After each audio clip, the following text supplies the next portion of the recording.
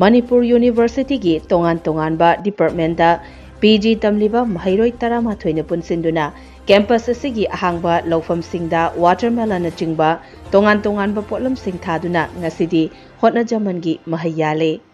thabak ama tawba matamda thabak aduda thajaba thamduna hotpu hotnarabadi mai paktaba leite haiba utpaga loinana University asida PG tamliba wakhalon manaba Maheiroi 13 na sel khaijinaduna sengwachariba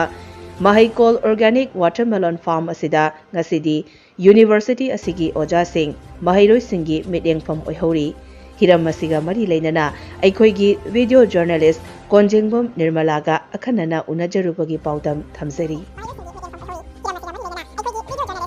Manipur Taibang Maheiroi Manipur University asigi campus manungda Centenary Hall amadi Manipuri Department ki hek maning thangba da leiriba ahangba mafam sida aikoigi Maheiroi asida tamliba Maheiroi singna punna punsillaga tongan ba mahai marong sing thari ado hauziki oina di kalen gi oina yamna pamna chanariba mayamna su khoidana aikoigi leibiriba makoina thariba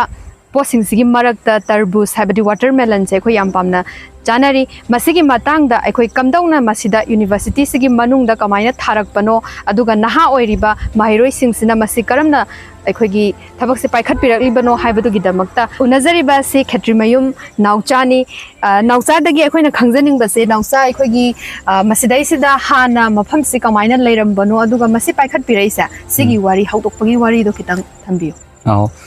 Seng hajarabada khoigi hojikoina watermelon thariba mafamje khoigi mamang dage dum sijanadana tongan ba quarter da leiriba professor jingjina jum hai marong khara tharaga yengaga masi mai paktre masida mai marong amta thabra chanadre haidana isong songjellaga yamna sukpa mafam amoina quarter jida ojage chathok chasin da ju yamna nungai taba asukpa mafam amoina yam songna leiramba jaga ne hairiba jaga je khoiju khoigi di hek mitmang da leiraba mafam ne di khoigi department je maning ole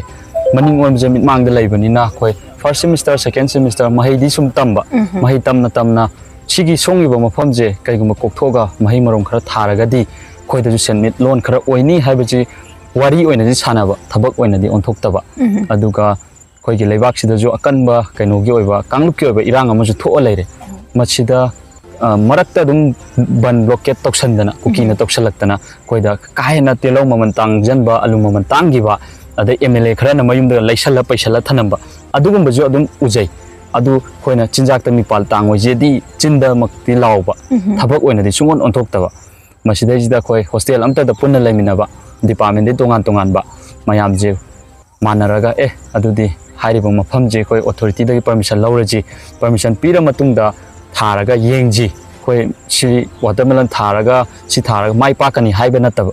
watermelon hariba variety je seba aduki matik changi khongdrom mairen thabadi watermelon da changi ba seba ji mak changde aduna masi variety je thara yengaga di atopa mahai marong variety khoina university thadoga chat kitaraga jo adum thawba yani haiba gi wakhalonda watermelon je choose tawraga khoi wakhalon manaba khoi 13 je punna hotna ba haujarakhiban adudi akhoi hojik punna thari basingse department di tongan ba tawda hostel amada punba oiduine ba hostel amta da punna laiminagan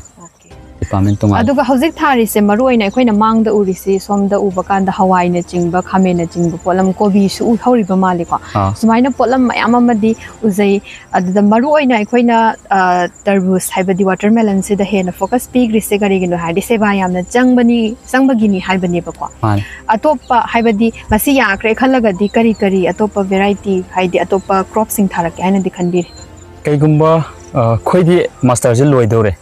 master je loiba taraga di khoije university campus da non bona fide student oirani adu oiraga di khoina authority da gi permission lawduna thaba khotpa du jo adu di amu pamdre adu di amu authority na ju yabira roi aduga thaba yabadi mayam am leigre makata na research ka fangdana PhD ka tawraga di adum tharakpa yana leiri masida watermelon thagrabani na seasonal crops mayam thaba yani rainy season da mafam jida koi kobi thaba yani broccoli thaba yani kobi thamchemai thaba yani kopi phul ju variety makhal ani moi rare ball green hero kaina green hero jina khara chawba variety ni sigum bajing je mafam sida tharaga aduki matik yamna puthokpa yani area ja chawbani na adu masi hawjik nausana takpi bada ꯑꯩꯈꯣꯏꯒꯤ ꯃꯐꯝꯁꯦ ꯍꯥꯟꯅ ꯃꯣꯡꯁꯣꯡꯒꯨꯝꯅ ꯂꯩꯔꯝꯃꯤ ꯍꯥꯏꯀꯣ ꯃꯁꯤꯒꯤ ꯑꯍꯥꯟꯕ ꯍꯧꯗꯣꯔꯛꯄꯗꯤ ꯂꯥꯏꯔꯤꯛ ꯇꯝꯂꯤꯕ ꯃꯍꯩꯔꯣꯏ ꯉꯥꯛꯇ ꯑꯣꯏꯕꯅꯤꯅ ꯁ꯭ꯇꯨꯗꯦꯟꯠ ꯉꯥꯛꯇꯅꯤꯅ ꯑꯩꯈꯣꯏ ꯈꯨꯠꯇ ꯁꯦꯜ ꯌꯥꯝꯅ ꯇꯨꯡꯉꯒ ꯂꯩꯕ ꯍꯥꯏꯕꯗꯨꯃꯛꯇꯤ ꯑꯣꯏꯔꯝꯅꯤ ꯍꯥꯏꯕ ꯊꯥꯖꯗꯦ ꯑꯗꯨ ꯃꯁꯤꯒꯤꯗꯤ ꯑꯍꯥꯟꯕ ꯑꯣꯏꯅ ꯀꯟꯇ꯭ꯔꯤꯕ꯭ꯌꯨꯁꯟꯁꯦ ꯀꯌꯥ ꯀꯃꯥꯏꯅ ꯇꯧꯈꯤ ꯑꯗꯨꯒ ꯃꯐꯝꯁꯦ ꯁꯦꯡꯗꯣꯛꯄ ꯍꯥꯏꯕꯁꯤꯃꯛꯇꯕꯨ ꯂꯦꯕꯔ ꯆꯪꯉꯛꯀꯗꯣꯔꯤꯅꯤ ꯃꯦꯆꯤꯟ ꯁꯤꯖꯤꯟꯅꯔꯦ ꯍꯥꯏꯔꯒꯁꯨ ꯑꯩꯈꯣꯏ ꯄꯩꯁꯥ ꯑꯗꯨꯝ ꯆꯪꯉꯤꯅꯦꯕ ꯁꯤꯒꯤꯗꯤ ꯀꯃꯥꯏꯅ ꯍꯧꯗꯣꯛꯈꯤ ihan hanba khoi hawdokpase khoi 13 je pulap pulle phaminare aduga ihan hanbagi oina khoi maru marang je leinaba kaino tawchi paisa kha khaina jena lupa lising amom khaine lising amom je leidana puthokna bu yawi leitadana puthokta bu yawi khoi 13 ma nang paisa puthoktragadi thabak se suminaba yaroi haiba leite aduga adumaina maru leidana hotnare tha jengegi mangoina na tharani haibajida khoi horticulture department chatle agriculture department chatle adubu laibak thibadi department gi mai kaidagi khoina matam charu dabana oidira mahai marong maru amabau department gi mai kaidai khoina phangaktaba haijabadi haijarui adu oiba tarasu khoidi tawrani haina lepkhrabani na sel khainaraga oirasu leiraga tharage haidana dumai tawra changjalai aduga matung tarakpada pipe nung leirakta yada matang matang gi sel chang eba matang gi changakpa matung ina aigi koi hostel da leiba khoi bu center leiba yam bai tar mark che haji South East Asian Studies SIS department da tamme yam bajina financial gi yam strong oina khoi dang stand to biraga ma masamak chu yauna khoi punna sigi thabak se suminarakpa hawbudagi na sigi thak sibau keno tawna changjan minarakpan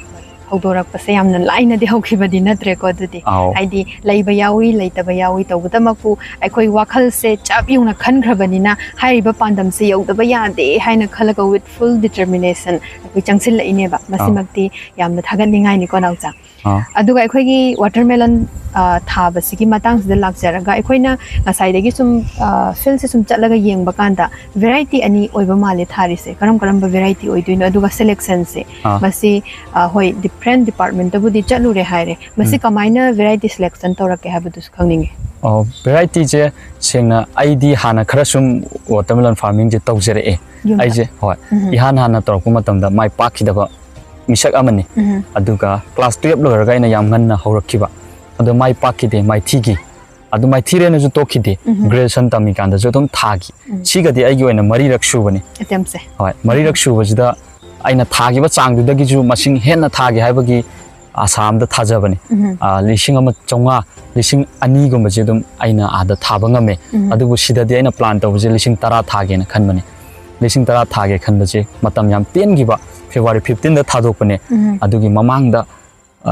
khoigi nursery semba khotpa mafam jida sigi natural soil jida adum sembane chemical ama baw haptabida organic ni ko adumaina semaga hojiki variety do variety makhaldudi khoina hana tharakpa delbos ta phangba namdari hariba variety jiga madhabi 10 hariba variety arang bajiga namdari jina khara sang janba musan boy kai boy taw adu variety makhal ani do delbos sigi khoya thongi do khoya thong chatlaga lairaba matungda kolom seminaraga tha bhoropani adu kolom sembai matang jida ju khoi ki tongan ba university da laiminariba department gi marup mapang jing haiba tare moina yam support tawbiba matam je Saturday ma thoise na khoi 13 se nataba hoi khoi 13 je nataba matam je Saturday Sunday khak phangbani na atai matam di loina class attend taweba Saturday Sunday je free oi kan je samaina koina thaduri mateng pangpiu hairuba matam da harau laaga moju mafam jida like tamba lakpani like tamba laga moina ga nungsa marak tu da upun ga paidana leibak han bai jidi upun wai pun taiba amot pai thagok neba adumai naga tawdana moina mateng pangbi baduda ngasigi thaksi ju yorok pangam bane moi mateng de aduga aikoina pulap haibadi hojik sida watermelon thari basiga atopa mahai marong thari basiga pulap sigi area se si kaya mu oi aduga ngasai hai ki bodo saplings masing se kaya thaki ke sidai si mafam se sapling je khoi ki kano watermelon da 8000 above ne 8000 above se khoi gi di yam proper kano leitabani na agro set net kumba leitabani na mafam jida wachena कोलगा चेरंग कुपसलगा अदुमाइन तौदना temperature maintain तौरगा अदुमाइना थारगा मागी germination process तो तौरपनेबा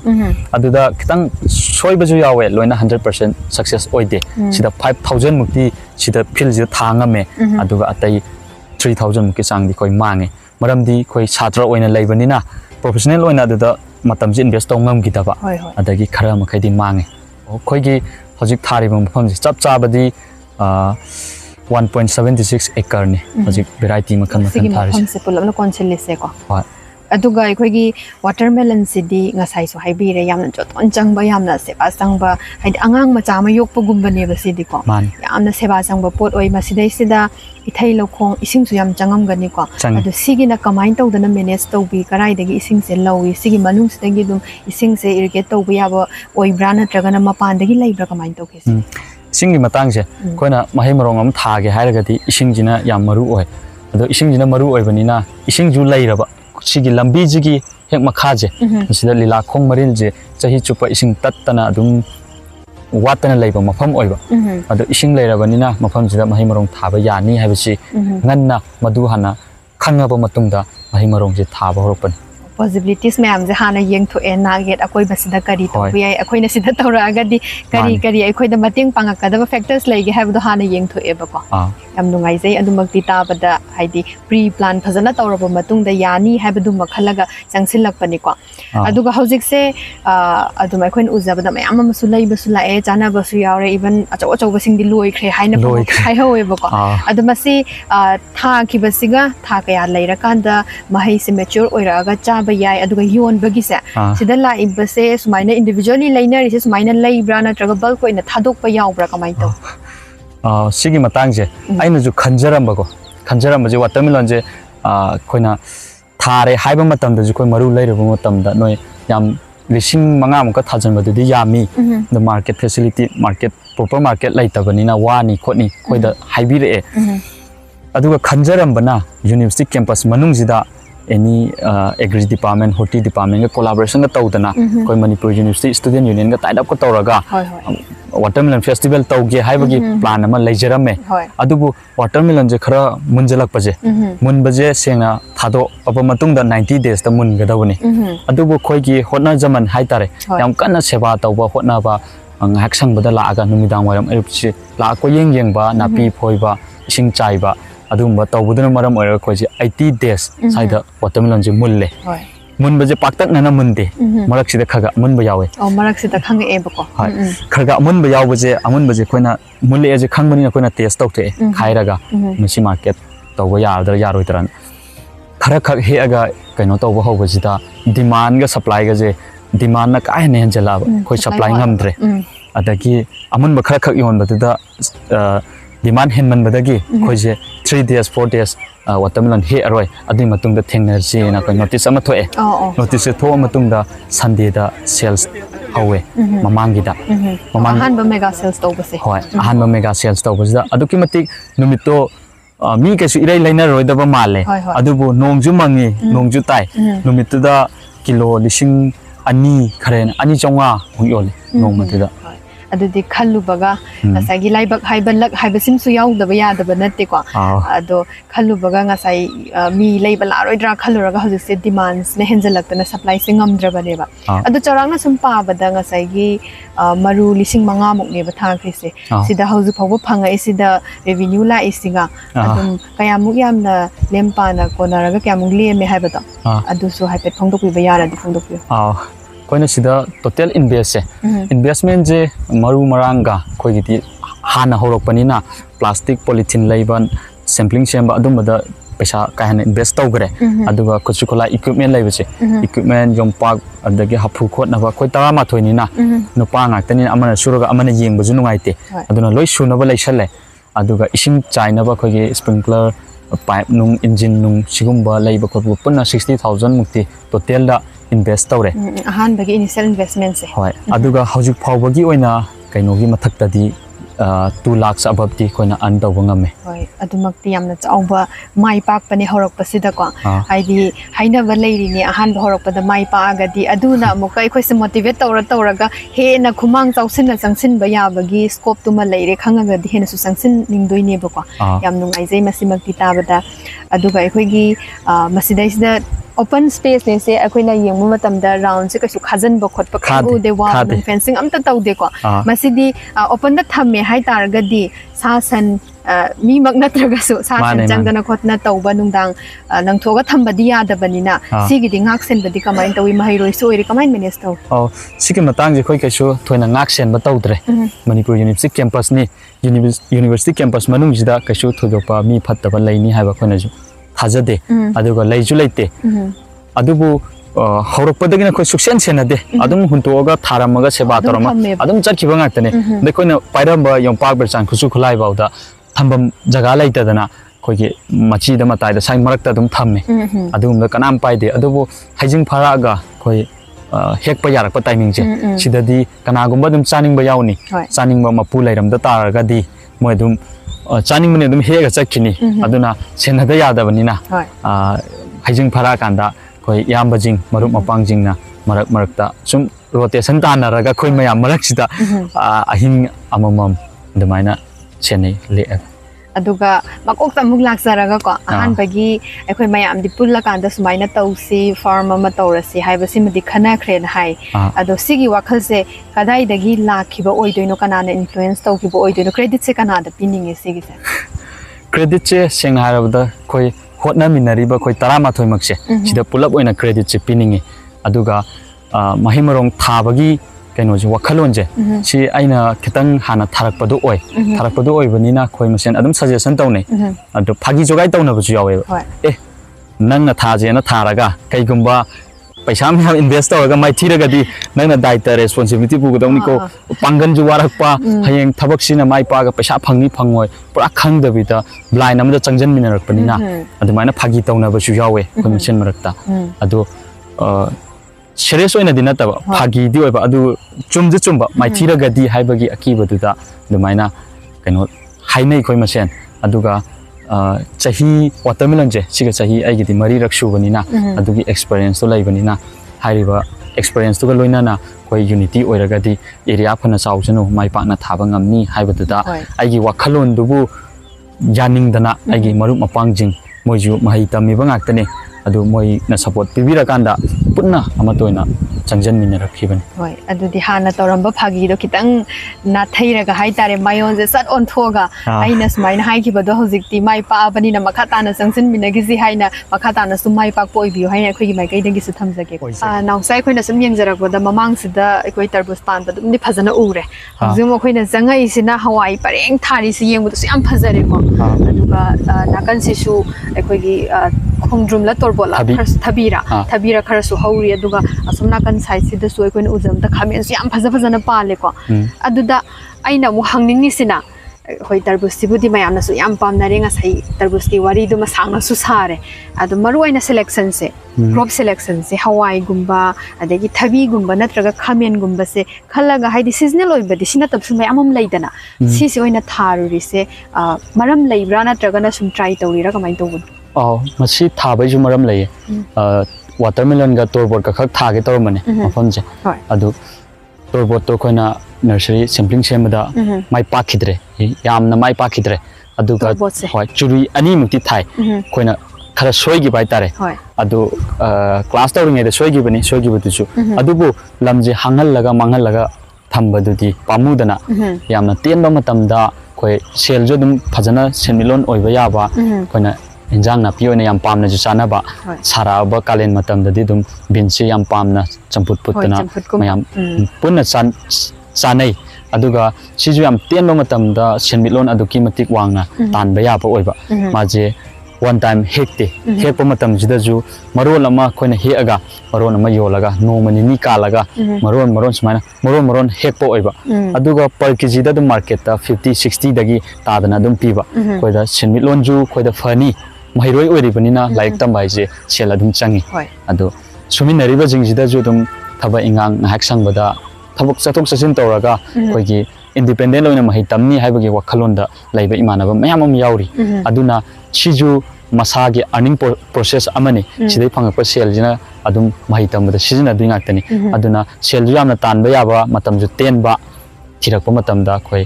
bean se thagi hoi crop selection sidasu ngasai watermelon plant tawraga thakibagumna somda su kok phajana thadaraga thabire inebako yam nugai jai tajabata ado hojikti taseng namma ngasai return su ka kai ga yengu tardi taseng na mai pai haina khoina dum lawjaba yare adum nawsana su masimadi yabi gane na su khalle mai pai na lawjaba yare ado naha ama oina hogala iba naha sing maru oina akhogi manipur universities daga lairik tamiba Maheiroi ama oina sumaina pai khalak pasida akhogi leibang miyam amadi hogala iba naha sing sida kari paujel pibini ni nawjal naha moina hore iba naha sing sida ina pijaningba paujel di seng haijarabada leibak sida plan thogadi koi lan ngakta sum tawle bujati sana ba chinja haiji yamna maru oi adu chinjak sida chaninga yaudragadi lan tawba mu yaroi deni aduga lam leijadaba mafam ni hairadi fare inak nakna leiriba Nagaland gumba Mizoram gumba chimba state ne hairagadi koi Manipur je chinjak wai haiji yai adumaksu nattaba koigi ithai lakhong ising Imphal turel iril turen phajana labuk mapan jida nana laaga nakanda hangaga leiriba lamang space mayam je sigi space sing je koi mahai tambabu oyu any thabam tababu oyu tawruraga ju koi ngahak sangbada part time oina mahai marong thabagi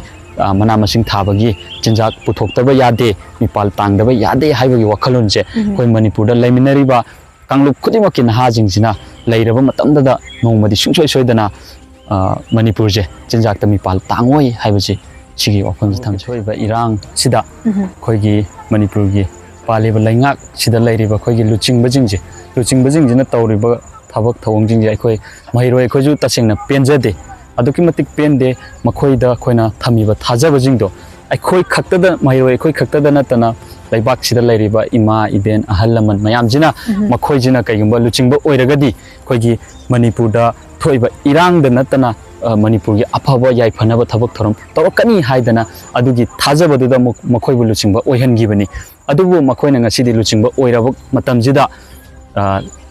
laibak thibadagi thodoksi thoe adubu thodok irangje Kanglup ki irang ji thoe masida makoina leader amoina ngasi bawda amato ina lepminaraga Manipur gi irang ji lotion bigadabuni achum aran wayan bichar tobiu haidana center da chatdanaga makoi unity oinaga tawrakta ba haibache tasengna luchingba amo oibada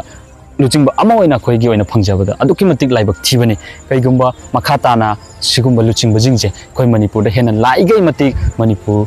afaba lambi da chaukhatpa development da thoina kasu uba phangdau mande ima laibak kini haiba taragadi makhoigi leiriba moin mana pairiba political party oiro magi pham oiro minister oiro khudimak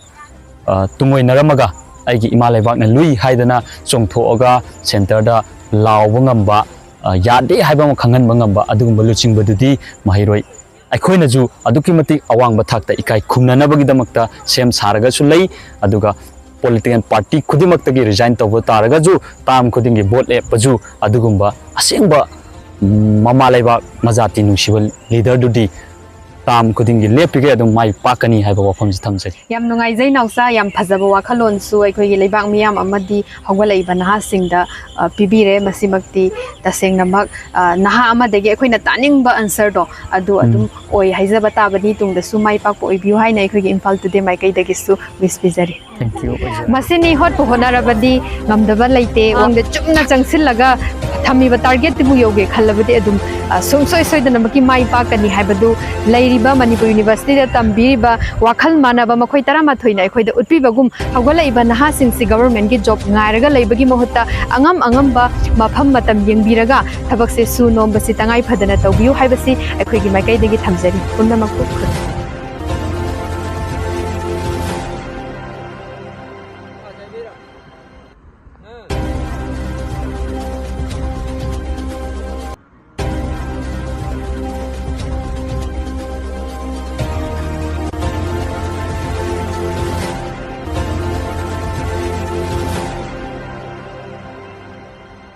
Sai yam leirambadu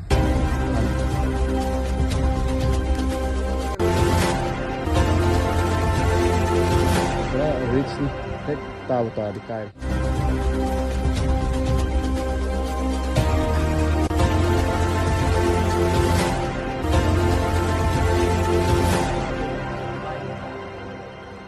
loisalakadre nganta church pai chen